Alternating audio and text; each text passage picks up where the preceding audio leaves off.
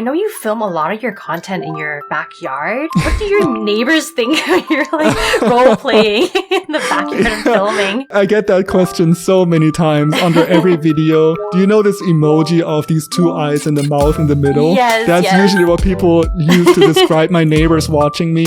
Hi everyone! I'd love to bring on a special guest, Christian from Germany. He is a TikToker with over 1 million followers under the handle name It's King Chris. He specializes in doing anime parodies while editing in special effects to the videos.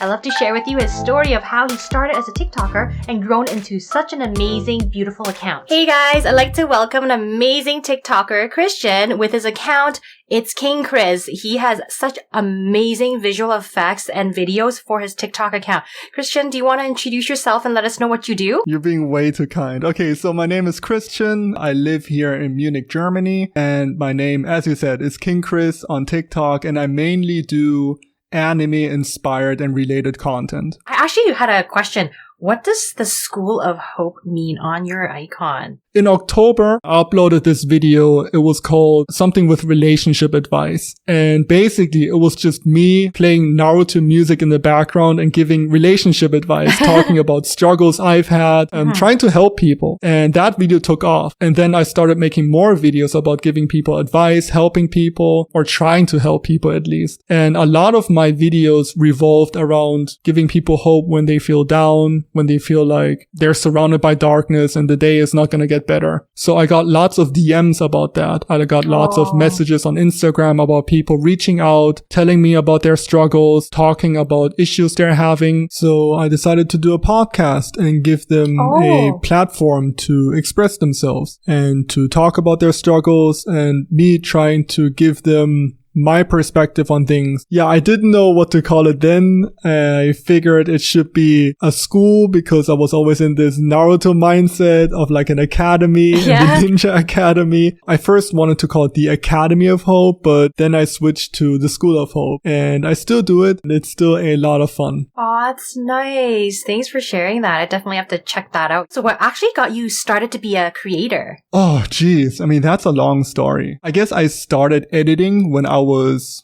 14 or 15, and I would spend days and weeks on doing like little short clips for my friends just to make them laugh. That was so much fun to me that I actually got into filmmaking. I studied directing and I got my degree. After finishing my degree, I felt like a little burnt out. I didn't feel my passion anymore for filmmaking. TikTok was the first time in years that I felt that joy again for making videos. I've stuck with it ever since. I guess here we are. What would you say would be like your biggest challenge as a TikTok creator then? To keep coming up with new ideas. It's so fast paced. It's moving so quickly. Like a trend will pop up and then it'll take over the entire world and everybody will be doing it for a week and then it'll be gone again. If you want to stay relevant on TikTok and if you want to create content, you have to always be on the ball, always be aware of what's happening. Try to put your own spin on it. Like, try to adapt whatever is going on into your own niche. I noticed that, like, even with, like, your Naruto posters in your background, like, you really focus on the anime niche. So how did you figure out your niche? Because I know sometimes a lot of creators are having difficulty to find what their niche is, right? Well, when I started making TikToks, my videos were all over the place. I'm kind of embarrassed looking back on them now. I was just having fun with it. I had no goals. I didn't even know what a niche was. I was just creating for the sake of creating because it was fun. Honestly, wasn't until last October. Like, I started TikTok in February. It's almost been exactly a year actually. One of these videos I uploaded, which was Naruto inspired, it suddenly got like 1 million views out of nowhere. And I thought, okay, well, that's odd. Then I just stuck with it from that point on. I never looked back. I didn't plan on this. I never planned on, all right, this is my strategy. I'm going to start creating anime content. It just happened out of nowhere. My niche was kind of created for me, which is the case for many creators out there, I feel like. Very few already know exactly what they want to do. Most creators just go out there and do whatever they're passionate about, and then the niche kind of forms around their content. I guess it's a lot of trial and error, right? A lot of people are like, I don't know what my niche is. I can't start until I know my niche, but you just got to keep pushing out content until it works and clicks off and takes off, right? 100% right. Like, when I look back, one of the main types type of content I would do would be movie parodies. So I would just take whatever movie there was and I would put my own spin on it, recreate it. My views would be up and down because my videos were all over the place, but I didn't really care. I just had fun with it.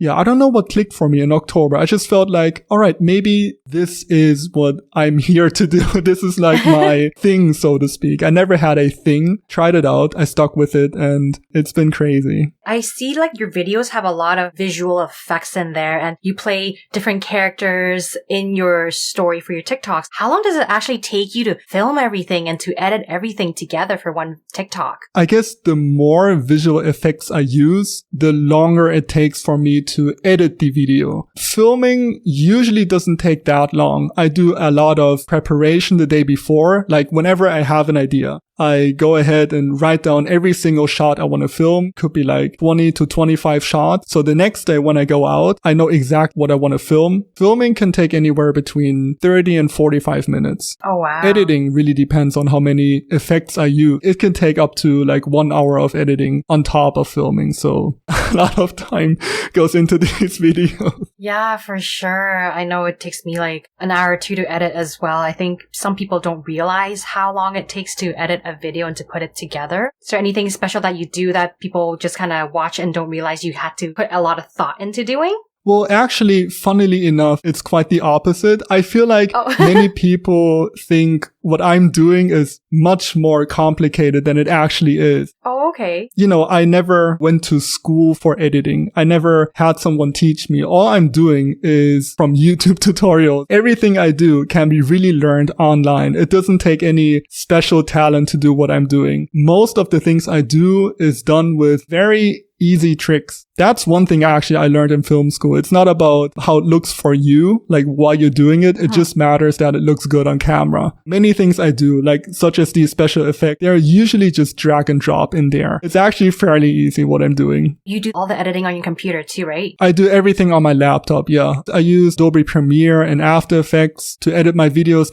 Those are just the programs I've used all the time. Yeah, I've created a kind of workflow that works for me, where I don't spend too much time on a video. And I have learned the hard way that spending more time on a video does not necessarily mean that it's going to do better. It's just completely random. Do you ever feel under pressure then that you have to release it at a certain time? Because it does take like 1 or 2 hours per video to edit, right? And you post daily?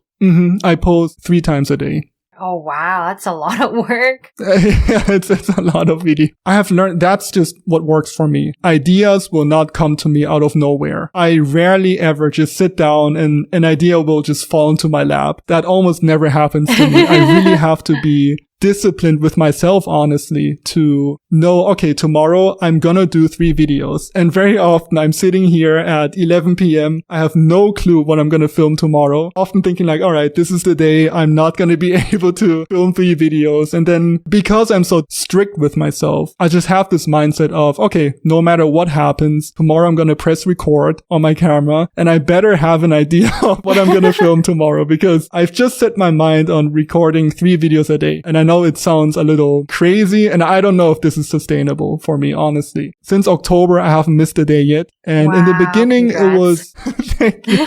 Well, in the beginning, it was definitely more stressful than it is now. Not that the work has gotten any less, but I think I've just gotten more used to it, if that makes any sense. I'm kind of in the groove of making videos.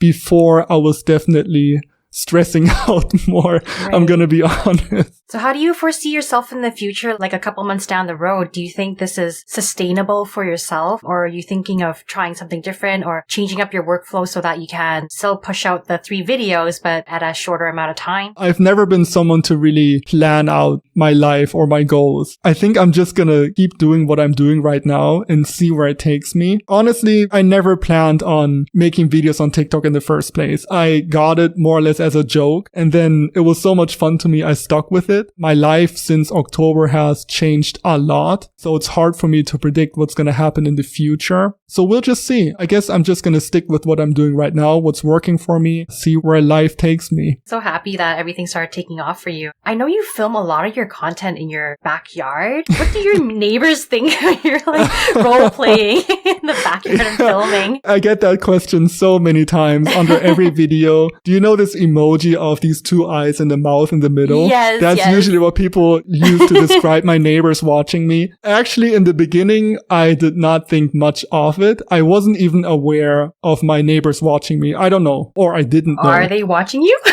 Well, 2 weeks ago, the neighbor's son actually found me on TikTok, and he's like 8 or 9 years old.